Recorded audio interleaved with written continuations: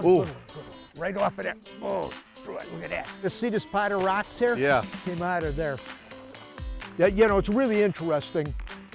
When you understand how the weather impacts fish, the attitudes of fish, the movement of fish, this is one of those magic moments where there's so many big fish caught no matter where you fish in the country. We'll take her. That pre-spawn movement, especially that mid to late stage, big fish time, pure and simple.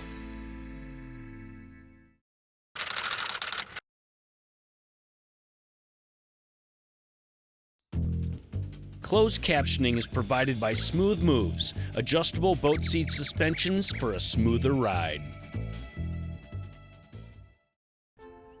Hey, have you ever been tricked by a weatherman in a weather forecast? We all have. Yesterday, late last night, we get into town. I look at the weather before I go to bed. It says it's going to be a beautiful morning, partly cloudy, turning sunny in the afternoon, no wind. Bingo, we get up in the morning, I look out the window and it's raining. It rained for 2 straight hours. You know, it seems like every time you're out on the water, you're working around or adapting to local weather and water conditions. And I want to stress that again, local weather and water conditions. Is the water high? Is it low? Has it been windy for the last few days or has it been calm? Has it been overcast or has it been sunny? All of the weather elements impact fish, any kind of fish, and make them do certain kind of things.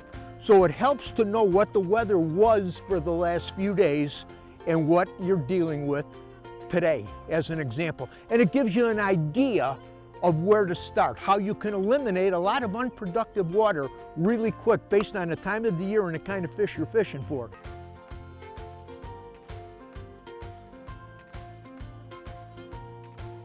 All these little rock points like this ought to have a fish or two on the end of each one of them. Got him. Good bass. Good bass. Oh yeah. Nice one. Yeah. Nice fish. Nice fish. Nice first fish, huh? Nice first. Look at that. Look at that baby. Gobbled up. That's a big fish. Gobbled up a Terminator spinnerbait. And they're moving bait pretty quick in here. That's a big bass, boy. Nice fish. And we came around the point though. The outer point water was pretty clear. Yeah, you know, he had one bump and missed it. Now it started to dirty up when I came back in the shallow water. I'm assuming there's some carp back in here. You know, that's a good bet. For fish one, you know, on a moving bait, I'm pretty happy with the first fish in about 15 minutes. That's a good start. Interesting, we came around the corner. Water temp now is over 60 degrees. Up there, you know, 59, or I'm sorry, about high 58, pushing 59. And it warmed up just right off this rock pile here where you got another one? No, where you got that fish. Definitely think that warmer water temperature in these warmer rocks is really key. They're moving, you know, from out there, and they're kind of on the outside of these little rock points. If that's any indication, which I think it is. That was a bite, wasn't it? Yeah, it was. There's a good one. I got him. Oh, feels to look good. It's not one of them big giants, but ain't a bad one, Troy. It looks pretty good. Boy, that sucker's on fire, I'm telling you. Woo! Come on, baby. Well, I said she wasn't one of those giants. I got a little misled. Let's see. I would say this time of the year she's one of those giants. We'll take her. We'll take her. You know, this is that magic time of the year for big fish like this. Yeah, you know, this is that late stage pre-spawn, and like I said, these big fish are, you know, 58, 59, 60, they're coming up, they're looking for places to call home for a little while to spawn in, and the mood changes a lot. It's still overcast, we got a little bit of wind. I'm in a stained area, the spinnerbait's been moving fish, you know, big fish, really, really, really good. By the time that blue sky comes in that I'm looking at here, and the water calms down a little bit, I'll bet you they go from these moving baits and they'll slow down and go to a vertical presentation. But in the meantime, there's not too many things that are more fun to do in spring of the year after a long winter than putting on a spinnerbait and rolling it over cover, in this case in big rocks, with a 7-foot medium heavy St. Croix Legend Series rod and spooled up with 20-pound test line on the Tatula.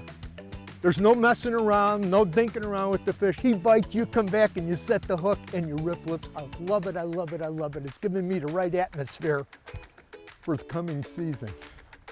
It's interesting here in the upper Midwest how fast these fish transition to the spawn. You know, it can just be a few days and just the whole wave of fish move up shallow. Other parts of the country, specifically, you know, in the Mid-South and Southwest, it happens over 2 months, even 3 months. But up here, they move. The first full moon, warming trend, they move and they move fast.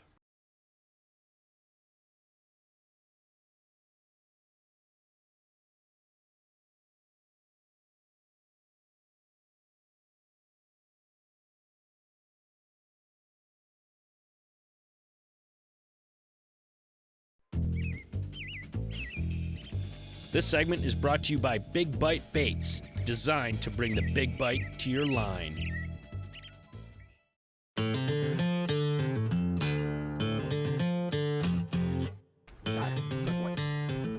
Well, that's a big one.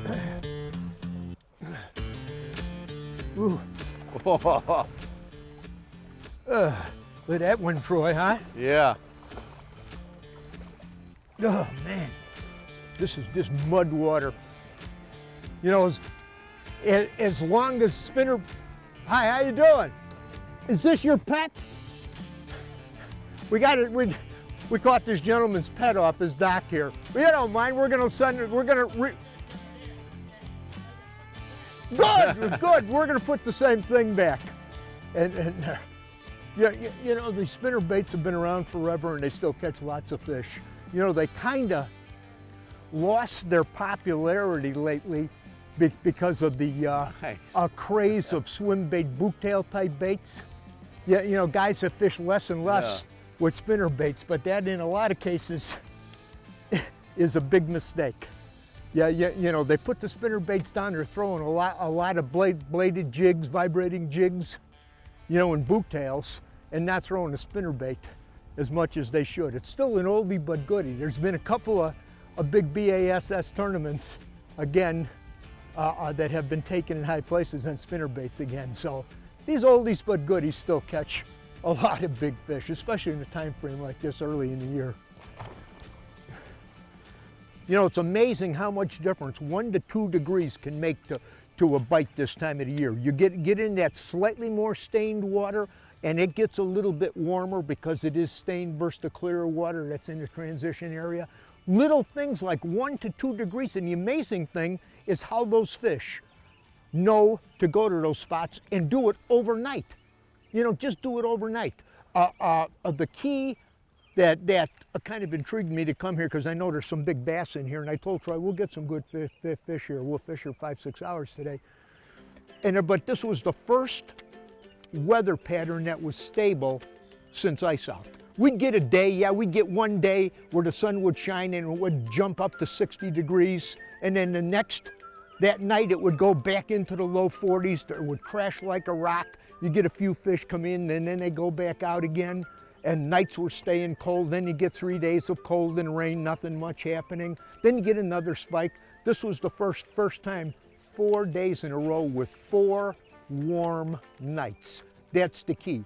This time of the year, these fish, bass in particular, well, crappies, bluegills, smallmouth, they love sun, they love the sun. Sunny, warm, calm days. I can see that bluebird sky coming our way. I'd say in the next hour and a half, 2 hours, it's gonna be sunny and bright, and more fish and more fish and more fish are gonna come up. Although, yeah, you know, the bite might change and we gotta have to probably go a little bit vertical.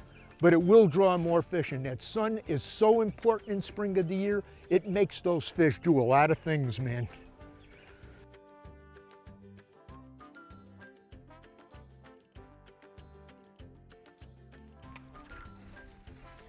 That ain't a gill. No. It's a better one, ain't it? There we go. There you go. Just kind of finessing. Huh. Sun is just about to break those clouds. And I think the bite is gonna heat up. Oh, there's one with him, a big one with him. Probably bigger, of course. Yeah, it's a nice big fish was with it. Yeah, sitting right with big one. Yeah. Sitting with it. Yep. Let me throw a jig on there. Okay.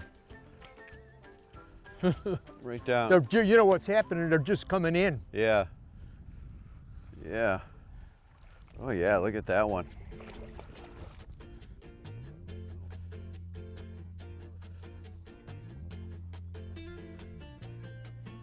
Come here. There we go. Just right in the corner of the mouth. Fat little tubby one. Just barely. Perfect. Yeah, so we slowed down a little bit. Just throwing that. Hit it up on the rocks really nice. Yeah, there's a lot of different presentations that work for pre-spawn bass.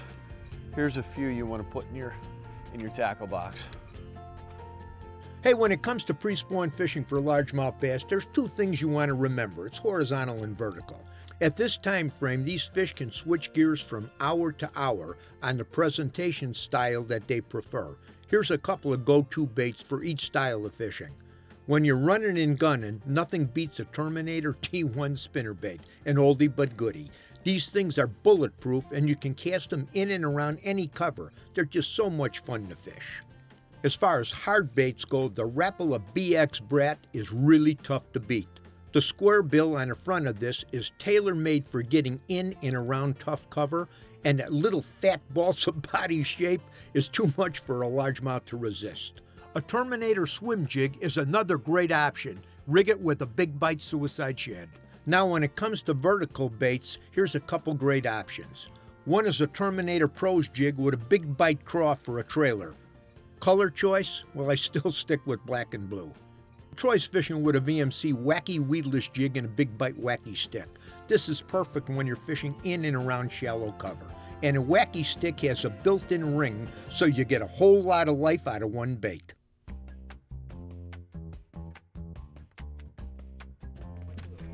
Get him? Get him? Yep. Size? Maybe. Oh yeah. Oh, man, I'm gonna spot lock Way out. again. Yeah, spot lock it. I'm in.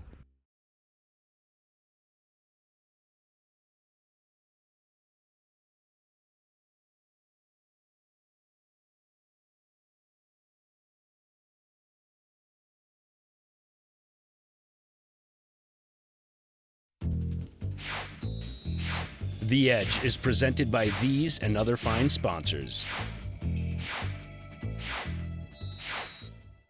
Yeah, he was out there a little ways. And, you know, off the side imaging, I can see, even when we're moving slow, you know, I can see some of those boulders that are way out there, and you try to guess. You know, we got it set at, what is 60? You try to guess if they're 40 feet or 50 feet off the side. This one was way at the end. A bad one. Well, are they healthy looking? Yeah, really, really healthy. Again, right in the corner, barely in the corner of the mouth. They're not really hitting it really aggressive. They're just kind of barely, the bites have been soft, but they're good size when they do bite. We have our Hummingbird Helix set at 5 feet for the shallow water highlight. What that does essentially is eliminate, you can see right here, everything else, if it's not red, we're not fishing it. And right here, we're fishing this area with the big boulders that's red. All the green stuff, we can avoid that. We had some red stuff. If I was zooming really close right here, you'd see red there. Other places we'd probably want to hit right there, there, and right there. So it's a really, really cool feature. It helps you save a lot of time, and you can key in on the spots when you find that right depth. And then having good glasses, good optics to be able to really see the boulders and the structure down there. And it's amazing, you know, you pull them down like this, I don't see much. You flip them up like this, it's like X-ray vision, and you can make those critical casts to get your bait right on top of the right spot, right on those boulders, like that one. You know, so much of the spring fishing is sight fishing. Yeah, you know, you're fishing, you know, because of the water temperature and that, you know that you got a lot of bass in shallow water. That's a key indicator. You know that you got to stay shallow. And when you get up on these shallow spots, you're seeing, in this case, boulders. If you're living down south and you're fishing a reservoir, it could be stumps. The boulders to the bass here are what the bass are on stumps and reservoirs. That's what they're relating to. And where they're positioned on every structure is key. But you know, your eyes, you're looking. You got side imaging on the back where Troy's looking for some of the deeper ones. He'll be watching on his side imaging. But a lot of what we're looking at is that we're physically seeing those boulders and casting to them. And the biggest boulder on each structure out on the end of the point, it's classic. These first fish that come in, that's where we're catching them. Yeah, you know, it's no-brainer fishing. Troy, I'm sitting right in this maze of rocks. I'm gonna spot lock here a minute. Look at it, look at it. It knows right where to stay, right where to stay. What we're in here, if you look at that point, comes way out here.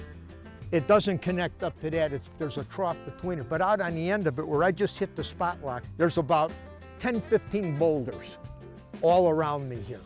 And we're just gonna sit and cast. I could see the shadows. We'll just pick this thing apart because I know there's another big bass sitting here. Yeah, you know, and when we hook one of those good ones, I'll usually hit a quick hit on spot lock. And this Ultrex is the most amazing trolling motor or the amazing tool I've ever seen. You hit spot lock on this thing and it pins you. It's constantly thinking right where you need to be. It'll hold you in these spots. We don't have much wind now, but what I'm doing here, we're in the middle of a boulder area. In 5 to 6 feet of water with scattered big boulders. There's probably a dozen, 15 boulders around us. So when we get a fish, I'll stop and make sure we cast all around them. I mean, I'll just touch that spot lock and it locks in place. I've done this in current. It's in rivers with massive current. It pins you in there. Biggest wind you can imagine, it pins you in there. It's one of the most incredible pieces of technology I've seen in a long, long, long time. Another really cool thing is a spot lock jog, and what that essentially does is let you move 5 feet left, right, kind of like taking a big step with a boat. So you can kind of step a little bit, you know, in the direction that you want to. It's a really cool adjustment that you can make with that when you're with the spot lock jog.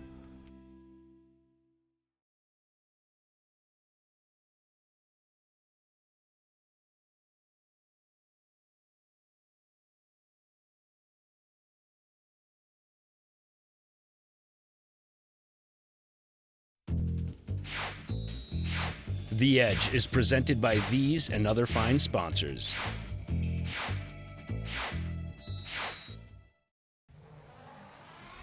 Got him down. Right up on top of the shallow rocks. I'm throwing more vertical. We've been kind of switching between vertical and horizontal baits, and I've been kind of sticking with the vertical stuff, and it's been paying off. Go. What I have here, when I'm throwing, I'm using this St. Croix Legend Elite. This is 7-1 medium heavy. We're fishing, obviously, St. Croix rods and Daiwa reels, and what's nice about this Zillion right here, it's a nice lightweight compact. This whole setup is really, really light and especially effective when you're throwing lighter presentations like this. This doesn't weigh a lot. You might look at a setup like this and all right, it's for heavy jigs or big spinner baits, which it will work, but also on the other end of the spectrum, this setup and especially this reel works really well when you're fishing lighter presentations like this. Got it. Good one. Ooh, nice.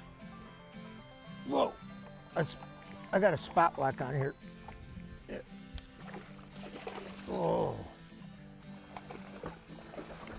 You can't complain about the size, Troy. No. When you're fishing in Minnesota water and we're catching the California Delta bass. Oh man, what a day. What a day. You know, it wasn't what you'd call fast and furious by a long shot. Yeah, you know, it wasn't fish after fish after fish. But look at the overall quality. It was really, really good. Yeah, you know, the average bite was fantastic. We're gonna call it a wrap after a fun day on the water. You know, every time I see a book that relates to everyday life and how God's Word applies to situations that we all face in life, it gets my attention. Here's 2 books that I recently read on how we think. This one's by Joel Osteen, and it's titled Think Better, Live Better. A Victorious Life Begins in Your Mind. I'm just going to read you one back part. Our mind is like a computer. We program it the way it's going to function. You were programmed to live an abundant, victorious, faith-filled life. That's how your Creator designed you. Then, this caught my attention inside it. Studies show that we talk to ourselves up to 30,000 times a day. There's always something playing in our mind. The scripture tells us to meditate on God's promises. The word meditate means to think about over and over. We need to pay attention to what we're meditating on. A very similar book by Dr. Carolyn Leaf titled Switch on Your Brain. You could see this one really made some points with me.